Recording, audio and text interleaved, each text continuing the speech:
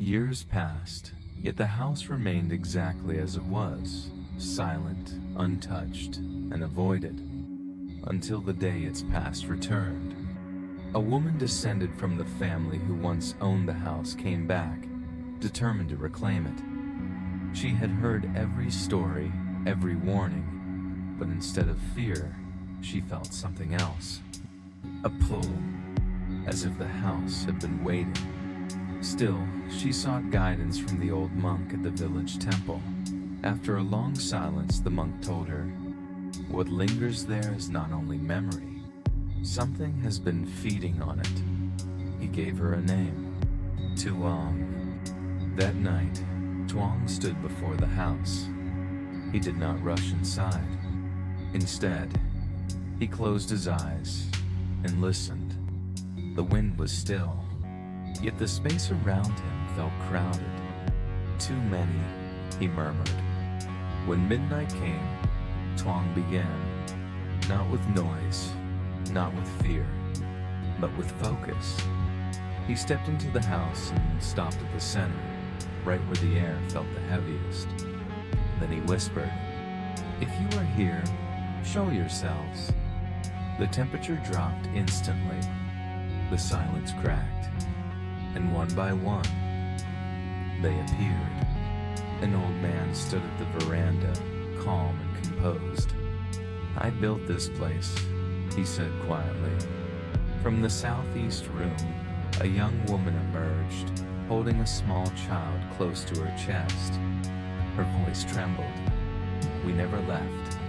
Behind her, two figures formed, a father and a son. "We stayed, and something changed." Tuong understood. These were not restless spirits seeking harm. They were trapped, not by anger, but by attachment, by grief, by the moment their lives had stopped, but never moved on. Then suddenly, everything shifted. A deep vibration ran through the house. The longan trees outside began to sway violently, though the air was still. And from the branches, something descended. Shapes, twisted, crawling, watching. Their forms resembled animals, but their movements were wrong. Too sharp, too deliberate, too aware. Tuong's voice hardened. "So, this is the truth." He turned to the woman behind him. "The house is not the source. It has been feeding ground." The entities revealed their true nature. They were not spirits of the dead. They were drawn to them, to sorrow, to fear, to unfinished endings. And the southeast room was where it all began. Years ago, when the first tragedy happened, something had answered. Not to help, but to stay, to feed. Each new presence, each new sorrow, only made it stronger. The air thickened. Pressure built around him. The shadows stretched unnaturally across the walls. Then, they moved. The entities rushed forward. Fast, silent, hungry. Tuong stood his ground. For the first time, his voice rose. "Enough!" The space erupted. An invisible force pushed outward, clashing with the darkness. The wooden beams creaked. The ground trembled. The creatures struck again and again, but could not reach him. One by one, their forms began to crack, not like living beings, but like something hollow, something never meant to exist here. They shattered, faded, disappeared. Silence returned, but this time, it felt different, clean. Tuong turned back. The spirits were still there, watching, waiting.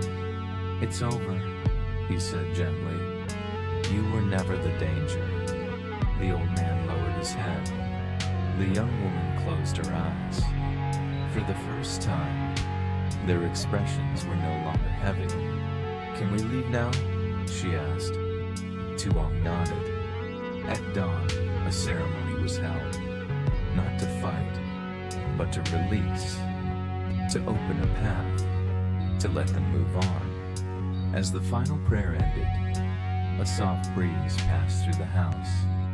The trees stood still again. The shadows no longer moved. Days later, the house was opened. Sunlight reached the veranda. The southeast room was just a room, but those who had known the past would always remember. The house was never truly haunted. It was a place where sorrow gathered, until something else came to claim it.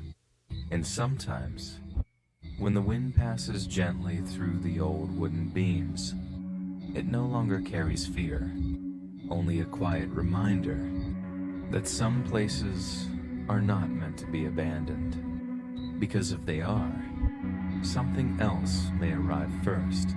For years after the couple left, the house stood untouched. No one entered. No one dared. The villagers avoided even looking at it after sunset. Children were warned not to go near the gate, and those who had to pass by would walk faster, as if something might follow them home. But fear does not stop desperation. One stormy season, a poor family, an old man and his children had no choice but to move in. Their own house had collapsed after days of heavy rain, and the old abandoned house became their only shelter. At first, nothing happened. Days passed quietly. The old man even laughed at the rumors. "People scare themselves," he said. "A house is just a house." And for a while, it seemed he was right. But the nights told a different story. It started with small things. A door that slowly creaked open, even when no one touched it. Footsteps echoing lightly across the wooden floor after midnight. A sudden drop in temperature, as if the warmth had been pulled out of the air. The youngest child began to complain first. "There's someone in that room," the child whispered one night, pointing toward the southeast corner. No one believed it, until the others began to feel it too. The southeast room. It was always colder than the rest of the house. Even during the hottest afternoons, stepping inside felt like entering a place where sunlight had never existed. The old man tried to sleep there one night, just to prove there was nothing wrong. But sometime past midnight, he woke up, not because of a sound, but because of a feeling, as if someone was standing right next to him, watching. He opened his eyes slowly. The room was dark, except for a faint outline near the corner. A shape. Still. Silent. He blinked, and it was gone. The next morning, he said nothing, but he never entered that room again. Days turned into weeks. The family began to change. They spoke less, slept poorly, and avoided being alone. Sometimes, they would hear faint whispers coming from inside the walls, too soft to understand but too clear to ignore. And then came the knocking. Not loud, just slow. 3 taps. Always from the southeast room. Every night, at the same hour. One evening during a heavy storm, the eldest son lost his patience. "It's just the wind," he said, grabbing a lantern. Ignoring everyone's warnings, he walked straight toward the room. The knocking had already started. 3 slow taps. Pause. 3 more. He pushed the door open. The room was empty, but the sound didn't stop. It was still there, behind him. He turned around sharply. Nothing. Only the long, dark hallway stretching back into silence. But the air had changed. It felt heavier, thicker, as if something unseen was closing in. The lantern flickered violently. For a split second, he thought he saw movement. Right at the edge of the light. A shadow that didn't belong to anything. That night, no one slept. The knocking continued. The whispers grew louder. And somewhere in the house, something moved. Not like a person, Not like an animal, but something else. The next morning, the family made their decision. They would leave. Immediately. No discussion. No delay. They packed what little they had and stepped out of the house under a gray, silent sky.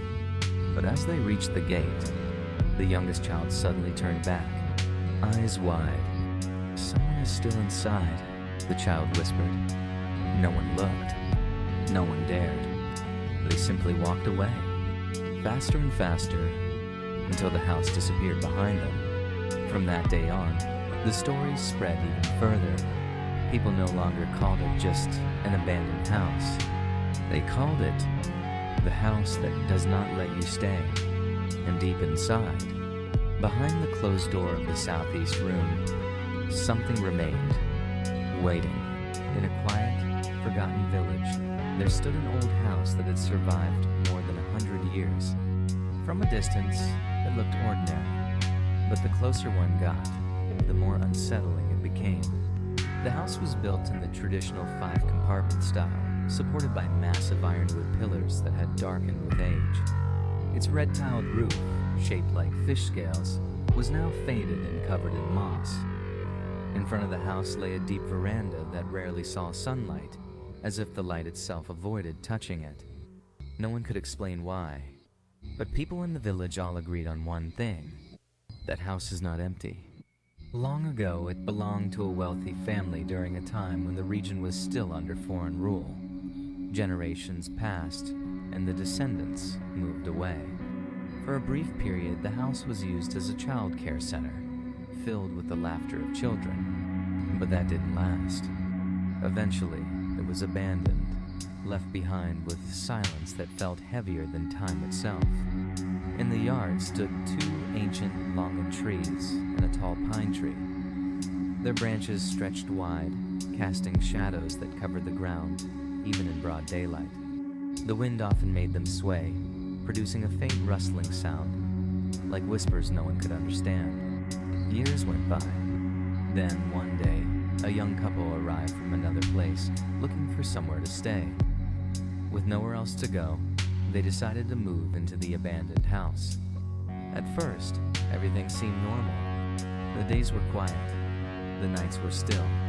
Until something changed. After a tragic incident within the family, the atmosphere inside the house began to feel different.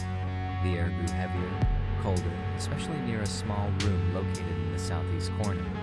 The wife was the first to notice it. She began waking up in the middle of the night, feeling as if someone was standing beside her bed. Not moving, not speaking, just watching. At first, she thought it was just her imagination. But then came the sounds. Soft footsteps echoing across the wooden floor, even when no one was there. Faint whispers, barely audible, as if someone was calling from a distance. And sometimes, a quiet knocking sound coming from inside the southeast room. She told her husband, but he tried to reassure her. "It's just the wind," he said. But deep down, even he wasn't completely convinced. Because some nights, he heard it too.